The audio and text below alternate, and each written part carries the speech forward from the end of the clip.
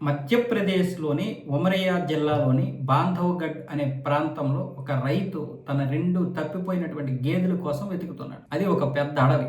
మధ్యప్రదేశ్‌లో మామూలుగానే అడవులు ఉంటాయి కదా! ఈ ప్రాంతం అంతా కూడా గిరిజన ప్రాంతం. అంటే ట్రైబల్ ఏరియా. అక్కడ తన గేదెలు వెతుకుతా ఉన్నప్పుడు అంటే 2 రోజుల క్రితం తప్పిపోయాయంట ఆ గేదెలు. ఆ గేదెలు ఏమొచ్చేసి దొరకలేదని చెప్పి ఈయన బాధలో వెతుకుతుంటే అదే సమయంలో పులొచ్చి ఒక్కసారిగా అతని మీద దాడి చేయడమే కాకుండా ఒక జబ్బు పట్టుకొని లోపలికి లాక్కెళ్ళిపోతాయంట. ఇక్కడ ఈ రోజుతో నా బ్రతిక అయిపోయింది అనుకున్నటువంటి ఆ యొక్క రైతు నరేషన్ ఆయన మొత్తం ఆశలు వదులుకున్న సమయంలో అప్పుడు ఆ తప్పిపోయినటువంటి గేదెలు సరిగ్గా అప్పుడే వచ్చి ఆ పులి మీద దాడి చేసి ఒక్కసారిగా ఆ పులిని అటువైపు పంపించేశాయి.